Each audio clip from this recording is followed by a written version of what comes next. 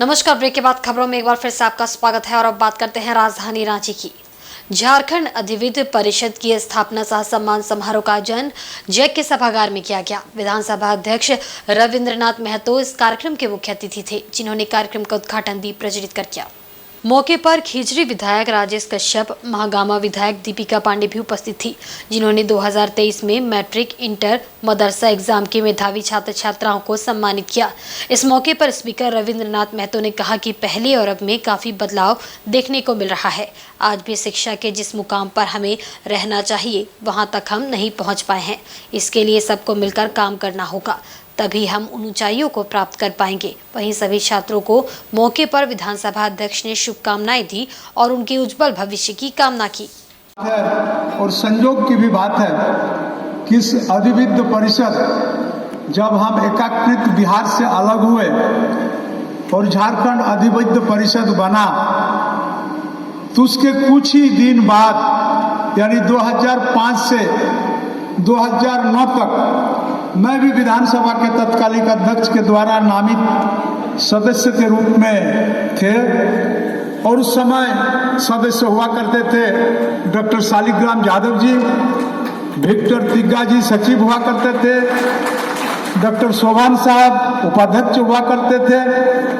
मैं उस समय से जुड़ा हुआ हूँ और हम रिजल्ट के क्षेत्र में करीब 90% से भी ऊपर आप आगे जा रहे हैं। छात्र संख्या में भी बढ़ोतरी हो रहा है और लोगों के साथ जो अध्ययनरत छात्र छात्राएं थे आपके अधीन में, उन लोगों को भी जो कठिनाई का सामना करना पड़ता था और कठिनाई का समाधान जो होता था उसमें काफी विलंब होता था। झारखंड चैम्बर ऑफ कॉमर्स चुनाव कमेटी द्वारा चैम्बर के चुनाव की तारीखों का ऐलान कर दिया गया है। ललित केडिया चेयरमैन, पवन शर्मा इलेक्शन को चेयरमैन ने जानकारी देते हुए बताया कि ये चुनाव पहले से अलग है।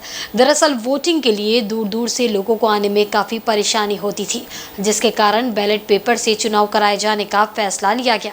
चुनाव कमेटी ने इस साल फैसला लिया है कि 23 सितंबर को 11 बजे से 2 बजे तक संथाल, कोल्हान, कोयांचल और इससे सटे आसपास के जिले के वोटर्स वोटिंग कर सकते हैं। जो यहाँ के वोटर्स हैं वे वहीं अपना मतदान कर सकेंगे और वहां से बैलेट्स बॉक्स रांची आएगा। वहीं इस साल चैम्बर का चुनाव रांची के बिरसा मुंडा स्टेडियम में होगा। बताते चले कि इसके पहले चुनाव चैम्बर भवन में होता था, लेकिन मेंबर अधिक होने के कारण जगह कम पड़ जाती थी और जाम की समस्या उत्पन्न हो जाती थी। इसलिए रांची में 24 सितंबर में सुबह 9 बजे से 5 बजे तक वोटिंग होगी। उसी दिन वोटों की गणना होगी और परिणाम भी आ जाएगा। 11 सितंबर से 13 सितंबर तक प्रत्याशी नॉमिनेशन फाइल कर सकते हैं। पूरे चुनाव में 3881 सेलेक्टिव वोटर्स है। थोड़ा पहले के चुनाव से अलग है। अलग इस महीने में है कि हमारे कुछ सदस्यों की मांग थी जो रांची से बाहर रहते हैं। पहले मैं आपको ये बता दूं कि हमारे यहाँ 6 रीजन हैं। 6 रीजन कौन कौन से हैं? संथाल परगना, कोल्हान, पलामू, नॉर्थ छोटनागपुर, फिर इधर लोहरदगा जो है वो साउथ छोटनागपुर, लोहरदगा, गुंडा है। तो इस तरह से हमारे यहाँ 6 भागों में रीजन बटे हुए हैं। 6 रीजन से हमारे एक वाइस प्रेसिडेंट आते हैं, जिन्हें हम रीजनल वाइस प्रेसिडेंट कहते हैं। और सभी जगह मेंबर्स हैं, कहीं 100 हैं, कहीं 100 से ज़्यादा हैं, कहीं कुछ कम भी हैं। लेकिन हमारा ये जो फेडरेशन है, इसके मेंबर पूरे झारखंड में सभी स्थानों से बिलोंग करते हैं। कुछ मेंबर का ये कहना था कि रांची आने में सबको दिक्कत होती है, खास करके दुमका, देवघर, गिरिडीह, ये सब थोड़े दूर स्थान पे हैं। तो उन लोगों का ये रिक्वेस्ट आ रहा था कि वहाँ का चुनाव वहीं हो जाए, वहाँ के मेंबर्स अपना वोट वहाँ डाल सकें, ऐसी व्यवस्था की जाए। तो बहुत विचार करने के बाद हम लोगों ने ये निर्णय लिया कि ठीक है, हम लोग जिस क्षेत्र में आरबीपी सक्रिय हैं, जो तैयार हैं इसके लिए चुनाव को कंडक्ट करवाने के लिए, उन क्षेत्रों में हम लोग चुनाव उसी रीजन में करवाएंगे। जो मुराबादी मैदान इस पर हमें मिला है, माननीय सरकार को भी धन्यवाद देते हैं कि हमारे आग्रह पर उन्होंने ये किया और हमारे अध्यक्ष महोदय के आग्रह पर उनको विशेष ध्यान देते हुए उन्होंने ये जगह उपलब्ध कराई। बहुत ही सुंदर जगह है। मगर रांची में, झारखंड में इस तरह का जगह सरकार का है, हमें तो आज तक पता नहीं।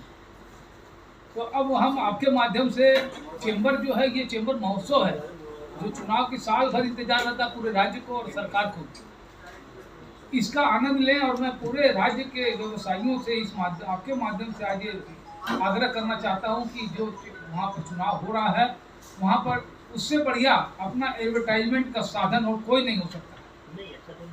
जो फर्स्ट आएगा उसको फर्स्ट हम जगह देंगे। हम आज आपके माध्यम से आह्वान करते हैं कि सभी जिलों से जो भी व्यवसायी, ऑटोमोबाइल्स वाले, कपड़े वाले, डीलर वाले, खाद्यान्न वाले, इंडस्ट्रीज वाले जो भी आएंगे उनको पर्याप्त जगह देंगे, पर्याप्त सुविधा देंगे और वो अपना यहाँ पर प्रचार प्रसार करें, एक मेले का रूप ले। पूरा मोराबादी का मैदान खाली पड़ा है और सब जगह भी जो व्यवस्था चाहिए कि अगर हम लोग को पहले लिखित में देंगे तो हम लोग करवा के देंगे। उसका जो नॉमिनल कॉस्ट, जो खर्च आएगा, हमारी कोई कमाने की इच्छा नहीं है, लेकिन इस बहाने हम व्यापारी झारखंड में क्या हैं, हम क्या चीज़ बेचते हैं, इससे और भी जो जनता है, 3.5 करोड़ जनता, 4 करोड़ जनता जो है पूरे झारखंड की, वो टीवी चैनल के माध्यम से, मीडिया के माध्यम से, आपके माध्यम से जानेगी कि झारखंड में इस तरह के प्रोडक्ट है। इसके लिए BNI है, JCI है, मारवाड़ी युवा मंच है, जितनी संस्थाएं, हम लोग उनसे भी आग्रह करेंगे। हमारा मन है कि ये जो चुनाव हो अभूतपूर्व चुनाव और इसका फायदा हम व्यवसायियों को मिले। Tata steel Asian junior open और गर्ल्स चेस चैंपियनशिप 2023 का आयोजन 7 से 15 सितंबर के बीच GRD टाटा स्पोर्ट्स कॉम्प्लेक्स में किया जाएगा, जिसमें 9 देशों के 123 खिलाड़ी भाग लेंगे। 7 सितंबर को होने वाले उद्घाटन समारोह में मुख्य अतिथि के रूप में चेस आइकन विश्वनाथ आनंद उपस्थित होंगे। ये चैंपियनशिप जमशेदपुर को एक प्रसिद्ध खेल केंद्र के रूप में बदलने का प्रमाण होगी, जो अंतर्राष्ट्रीय आयोजनों की मेजबानी करने में सक्षम है। टाटा स्टील कॉरपोरेट सर्विसेज के वाइस प्रेसिडेंट चाणक्य चौधरी ने कहा कि ये एक ऐतिहासिक कार्यक्रम न केवल खेल के प्रति टाटा स्टील की प्रतिबद्धता को उजागर करता है, बल्कि राष्ट्रीय और अंतर्राष्ट्रीय खेल आयोजनों के केंद्र के रूप में शहर की बढ़ती प्रमुखता को भी दर्शाता है। टाटा स्टील में खेल हमेशा हमारे लिए जीवन जीने का एक तरीका रहा है। इस तरह के आयोजन शतरंज के खेल में नए आयाम को जोड़ेंगे। इस प्रतियोगिता में कजाकिस्तान, तुर्कमेनिस्तान, बांग्लादेश, श्रीलंका, रूस, इंडोनेशिया और नेपाल सहित लगभग 9 देशों के कुल 123 शतरंज खिलाड़ी भाग लेंगे। ये उत्साहजनक अंतर्राष्ट्रीय उपस्थिति चैंपियनशिप में विविधता और प्रतिस्पर्धात्मकता का एक अध्याय जोड़ेगी। So, Asian Junior Open and Girls Tournament Tata Steel host कर रहा है जमशेदपुर में। We are thankful to the association, both at India level, Eastern region level, and the Asian level, who have allowed and granted this to be taking place in Jamshedpur. Total participants जो अभी तक registered और confirmed हैं वो 123 हैं, और जिसमें कि गर्ल्स और बॉयज मोर और लेस इक्वल हैं, 58 and 60 odd. So but I think 7 countries से पार्टिसिपेट कर रहे हैं। We are hopeful that may be 1 or 2 more countries will join by sending their teams. Chess and Tata Steel are associated for a long time. In the recorded history that we have, उसमें 1986 में एक हमारा invitational tournament Calcutta में था। उसके बाद second time भी वहाँ पे 1988 में हुआ। उसके बाद जैसे तिवारी जी बता रहे थे कि जमशेदपुर में भी कुछ टूर्नामेंट्स किए गए 1980s में, 90s में और इंक्लूडिंग 2000s में। हमारे यहाँ पे टाटा स्टील चेस सेंटर भी काफी दिन पहले 90s में ही खुल गया था, और दिवेंदु बरुआ जो हमारे जोन चेस मास्टर रह चुके हैं वो इसको चला रहे थे। कुछ 5 साल पहले हम लोगों ने एक और नया टूर्नामेंट का आगाज किया है, टाटा स्टील चेस इंडिया, जो कि यूनिक है, that the only recorded tournament in the country on chess, और वो कलकत्ता में होता है हर साल। अभी जैसे हम यहाँ बात कर रहे हैं, that tournament has already started on 31st, which is yesterday, and it will go on till the 9th. इधर जमशेदपुर व्यवहार न्यायालय परिसर में बीते शाम ADG 1 के पेशकार राकेश कुमार पर चापड़ से हुए हमले ने एक बार फिर न्यायालय की सुरक्षा पर सवालिया निशान खड़ा कर दिया है। लचर सुरक्षा व्यवस्था के खिलाफ न्यायालय के तमाम अधिवक्ताओं ने शनिवार को पेन डाउन स्ट्राइक किया। गौरतलब हो कि जमशेदपुर व्यवहार न्यायालय में हमले की ये पहली घटना नहीं है। इससे पहले गोली चालन की घटना भी बार भवन में हो चुकी है, लेकिन सुरक्षा के नाम पर कुछ समय तक सुरक्षा सख्त रहती है, फिर से हालात वहीं बन जाते हैं और लापरवाही शुरू हो जाती है। शनिवार को तमाम अधिवक्ताओं ने पेन डाउन स्ट्राइक कर इस घटना का जोरदार विरोध किया। अधिवक्ताओं ने बताया कि कोर्ट में जब जब इस तरह की घटना होती है तब कुछ दिनों के लिए सुरक्षा कड़ी कर दी जाती है, उसके बाद फिर से सुरक्षा में कोताही शुरू हो जाती है। अधिवक्ताओं ने जिला प्रशासन से स्पष्ट रूप से मांग की है कि सुबह न्यायालय शुरू होने से लेकर रात्रि 8 बजे तक न्यायालय में कड़ी सुरक्षा का इंतजाम करे ताकि आगे इस तरह की घटना की पुनरावृत्ति न हो। कल का घटना को लेके हम लोग ये तय किए हैं कि हम लोग एडमिनिस्ट्रेशन को चिट्ठी लिखेंगे, उसमें रिक्वेस्ट करेंगे कि कम से कम 7-8 बजे तक कम से कम यहाँ पर सिक्योरिटी तैनात रहे जो मेन गेट में है, ताकि कोई भी आदमी का कि यहाँ पर तो देखे कल भी कोई भी दिन मैक्सिमम 4:30 तक रहते सिक्योरिटी, उसके बाद चले जाते हैं या 5 बजे तक मैक्सिमम, उसके बाद कोई नहीं रहता।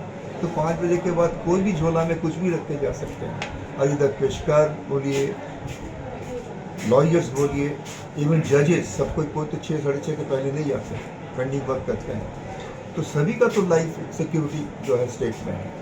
तो इसके लिए हम लोग रिक्वेस्ट करेंगे कि भाई यहाँ पर कम से कम 8 बजे तक हम लोग का पुलिस एडमिनिस्ट्रेशन पूरा सिक्योरिटी होना चाहिए, ताकि इस तरह का वारदात आज भविष्य में ना हो। ऐसे बार एसोसिएशन खाली नहीं, पूरा कोर्ट प्रेमिसेस एक काफ़ी सेंसिटिव जोन है, तरह के लोग आते हैं।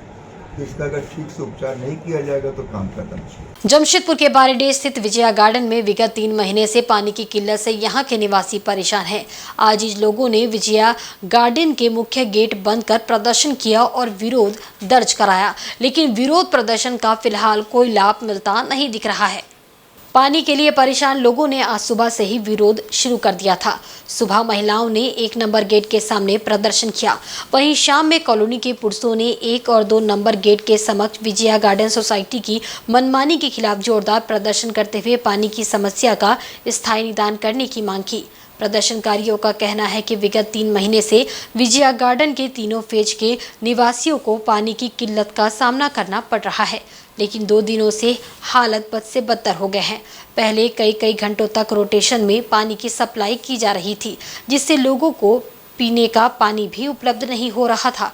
इसको लेकर कमेटी का तर्क था कि जिसको से पानी की सप्लाई कम आ रही है, जबकि जिसको का कहना था कि पानी मांग से ही ज़्यादा दी जा रही है। समस्या कॉलोनी के अंदर ही है।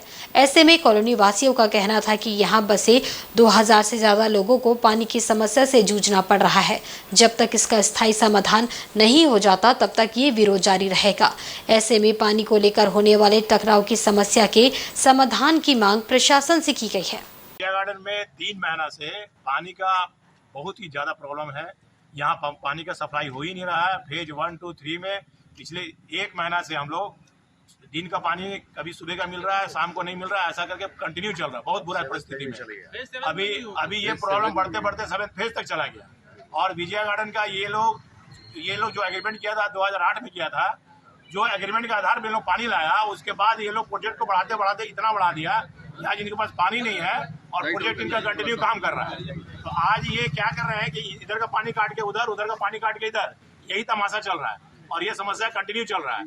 तो इसमें अब सीमा अंतिम एकदम खत्म हो चुका है। अब ये बर्दाश्त से बाहर हो गया है और आज सवेरे से पानी बंद। अब आपस में लोग झगड़ा करने पे उतारे हो गए हैं। 7 नंबर फेज बोल रहा है कि उधर पानी चालू करिए, 1 नंबर फेज बोल रहा है इधर काम चालू करिए। तो ये आपस में मारपीट करने का ये पोजीशन आने वाला है और हम लोग प्रशासन को आगे हम लोग इसका आपके थ्रू अगर जानकारी दे दीजिए कि आने वाला समय में हो सकता है कि आपस में हम लोग का झगड़ा हो जाए, जिससे यहाँ का नियम कानून पूरा व्यस्त हो जाए। वहीं जमशेदपुर के निजी स्कूली वाहनों में ओवरलोडिंग की समस्या गंभीर है। जिला प्रशासन का ध्यान आकृष्ट कराते हुए जमशेदपुर अभिभावक संघ ने जल्द से जल्द इस पर कार्रवाई की मांग की है। कुछ दिनों पहले जमशेदपुर में स्कूली वाहन पर सवार बच्चे चोटिल हुए थे, जिसका कारण साफ तौर पर ओवरलोडिंग देखा गया। जुगसलाई क्षेत्र में स्कूली वाहन के पलटी होने से कई बच्चे घायल हो गए। लगातार ओवरलोडिंग की वजह से एक तरफ अभिभावक चिंतित नजर आ रहे हैं, तो वहीं दूसरी तरफ बच्चे अपनी जान जोखिम में डालकर स्कूल आना जाना कर रहे हैं। ऐसे में अभिभावक संघ ने जमशेदपुर उपायुक्त, जमशेदपुर एसएसपी और डीटीओ को ज्ञापन सौंपकर ओवरलोडिंग की समस्या की ओर ध्यान आकृष्ट कराते हुए लगातार वाहनों की जांच की मांग की है। साथ ही ओवरलोडिंग वाहन चालकों पर कार्रवाई की भी मांग की गई है। जानकारी देते हुए अभिभावक संघ के अध्यक्ष डॉक्टर उमेश ने कहा कि जब जांच अभियान चलता है तो चालक जांच अभियान का हवाला देकर भाड़ा बढ़ा देते हैं। जैसे ही जांच अभियान बंद होता है वैसे ही वाहनों में ओवरलोडिंग कर बच्चों को लाना ले जाना शुरू करते हैं। ऐसे में अभिभावक संघ ने ओवरलोडिंग करने वाले वाहन चालकों के खिलाफ कार्रवाई की मांग की है। जमशेदपुर के निजी स्कूलों में जो निजी स्कूली वाहन चल रहे हैं उसमें लगातार ओवरलोडिंग जारी है और इसका खामियाजा बच्चे भुगत रहे हैं और अभी तक भुगतते भी रहे। जिस तरह से पिछले सप्ताह दुर्घटना घटी कि चलती स्कूली वाहन से बच्चा गिर गया लेकिन ड्राइवर को पता नहीं चला। पीछे चल रहे राहगीर ने ड्राइवर को बताया कि बच्चा गिर चुका है और फिर उठा कर उसको वाहन में डाला गया। इसके अलावा जो जुगसलाई में ओवरलोडेड ऑटो पलटा और उसमें बच्चे घायल हुए। सभी बातें जो सामने आती है और उसका जो खामियाजा अभिभावकों को भुगतना पड़ता है। जिला प्रशासन द्वारा जब भी ड्राइव चलाई जाती है स्कूली वाहन चालक यही कहते हैं कि बच्चे कम करने की बात हो रही है इसलिए भाड़ा बढ़ा दीजिए और जैसे ड्राइव थोड़ी ढीली पड़ती है चेकिंग की वैसे ओवरलोडिंग फिर शुरू हो जाती है और जो है भाड़ा तो बढ़ा हुआ ही वसूलते हैं। ओवरलोडिंग फिर से शुरू होने के कारण अभिभावक दोनों तरफ से मार खाते हैं। भाड़ा भी पैसा भी ज़्यादा देते हैं लेकिन उनके बच्चे की सुरक्षा नहीं मिल पाती है। पूर्व में भी जमशेदपुर अभिभावक संघ ने इस मांग को उठाया था लेकिन अभी इस समय जिस तरह से बातें सामने आ रही जमशेदपुर अभिभावक संघ आज उपायुक्त महोदय एसएसपी महोदय डीटीओ महोदय को सबके समझ से इस बात को रखेगा और मांग करेगा कि जो ओवरलोडिंग चल रही है इस पर जांच अभियान शुरू हो और ये लगातार जारी रहे। बीच बीच में जिस तरह से हेलमेट चेकिंग की जांच लगातार जारी रहते हैं वहीं पर जो है आप ओवरलोडिंग की भी जांच कर ले। हेलमेट चेकिंग की जांच तो प्रशासन करता है लेकिन वहीं से ओवरलोडेड वाहन स्कूली वाहन गुजर जाते हैं लेकिन कोई उस पर रोक नहीं लगती है। वहीं झामुमो जमशेदपुर प्रखंड समिति ने उत्तरी खांगेडी क्षेत्र में नए आदर्श थाना निर्माण की मांग को लेकर जिले के उपायुक्त को एक ज्ञापन सौंपा है ताकि आसपास के थानों की तरह बागबेड़ा थाना का भवन भी सुविधा युक्त हो। झामुमो नेता बहादुर किस्कू ने कहा कि इस क्षेत्र में आदर्श थाना भवन की आवश्यकता है। बागबेड़ा थाना का कार्य अभी भी पुराना थाना भवन से संचालित हो रहा है जबकि आसपास के थाना क्षेत्रों में नया आदर्श थाना भवन बनाया जा चुका है। वहां बेहतर तरीके से हर सुविधाओं के साथ थाना का कार्य संचालित हो रहा है। बागबेड़ा इलाके की खाली पड़ी सरकारी जमीन को इंगित करते हुए उन्होंने कहा कि उस स्थान पर आदर्श थाना भवन निर्माण की मांग जिले के उपायुक्त के समक्ष उठाई गई है। और हम लोग का मांग ये है कि जमशेदपुर प्रखंड अंतर्गत जो बागबेड़ा थाना क्षेत्र पड़ता है तो बागबेड़ा थाना अभी तक हम लोग का नया भवन नहीं बना है। इसको आदर्श थाना के रूप में बोला जाता है लेकिन उसके आसपास जो भी सुंदर नगर हो गया, परसुडी हो गया, वर्मा माइंस हो गया, जुगसलाई हो गया, कई थाना को आदर्श थाना बनाया गया है, भवन बनाया गया है लेकिन हम लोग का बागबेड़ा नहीं बनाया है। इसलिए हम लोग आज डीसी महोदय से अवगत कराने आए थे कि आप यथाशीघ्र इस पर विचार करते हुए आदर्श थाना भवन निर्माण करने के लिए हम लोग बात रखते हैं। इधर जमशेदपुर के पोटका में एक युवक की बेरहमी से हुई पिटाई के विरोध में भेलाजी गांव के ग्रामीणों ने सड़क पर उतरने की धमकी दी है। पोटका की पूर्व जिला पार्षद चंद्रावती महतो और भेलाजी गांव के ग्रामीणों ने संयुक्त रूप से प्रेस कॉन्फ्रेंस कर अपनी बात कही। बताते चले कि मारपीट के मुख्य आरोपी और फरार चल रहे सागर मंडल और उसके साथियों की अब तक गिरफ्तारी नहीं हुई है जिसको लेकर ग्रामीणों में आक्रोश है। ग्रामीणों ने जल्द से जल्द उनकी गिरफ्तारी की मांग की है। पूर्व पार्षद चंद्रावती महतो ने कहा कि जिला परिषद सदस्य सूरज मंडल के भाई सागर मंडल एवं उसके साथियों की दबंगई काफी बढ़ गई है। रक्षाबंधन के दिन भेलाईडी गांव के युवक सूरज सरदार की सागर मंडल और उसके साथियों ने बेरहमी से पिटाई की थी। भेलाईडी गांव के प्रकाश सरदार ने कहा कि 24 घंटे के अंदर गिरफ्तारी नहीं होती है तो रविवार को मशाल जुलूस निकाला जाएगा और सोमवार को हल्दी पोखर में दुकान और बाजार बंद रहेंगे। भेलाईडी में जिला परिषद सूरज मंडल के भाई और उसके साथियों द्वारा वहीं के निवासी एक लड़के को उन लोगों ने मारपीट करके घायल किया था। तो उसकी खबर मुझे मिली है। पहले भी सूरज मंडल के भाई के द्वारा वहाँ भेलाईडी में पिछले साल इन लोगों के साथ मारपीट किया गया था लेकिन वहाँ इन लोगों के साथ और लोग मिलके जो कॉम्प्रोमाइज़ हो गया है लेकिन फिर दोबारा ये तीसरी बार हुआ है। तो मेरा मांग यही रहेगा कि जो जिला परिषद है जिला परिषद के द्वारा उनके भाई को जो दबंगई है, तो ये हम मेरी तरफ से ये रहेगा कि वो उनकी दबंगई को हम लोग बंद करें और जो आरोपी है, मुख्य आरोपी, उसकी गिरफ्तारी के लिए हम लोग मांग रखे ये लोग मांग। सूरज सरदार और पेट्रोल पंप तेल भराने के लिए आए थे, तो उसी दौरान मुख्य आरोपी जिला परिषद का भाई सागर मंडल एवं सूरज साहू और उसके कुछ अन्य साथी मिलकर मतलब 15-20 जन मिल गए, उसका मतलब घसीट के पेट्रोल पंप से उधर घसीट के ले जाकर साइड में पूरा मारा है। तो इसकी सूचना हम लोग कोतवाली थाना में दिए, लेकिन कुछ दिन लोग सड़क भी रोड भी जाम किए।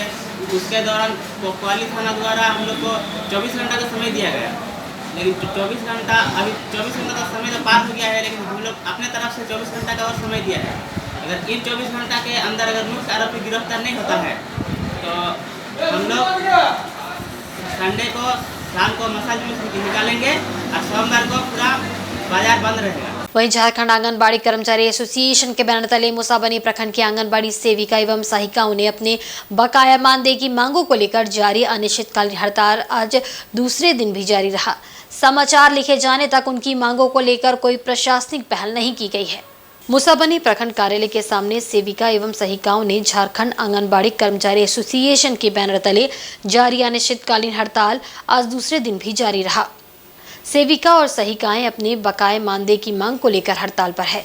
इस दौरान सेविका एवं सहायिकाओं ने जमकर नारेबाजी की। सेविका एवं सहायिकाओं की मुख्य मांगों में पिछले 8 माह से बकाया मानदेय का भुगतान अविलंब किया जाना है।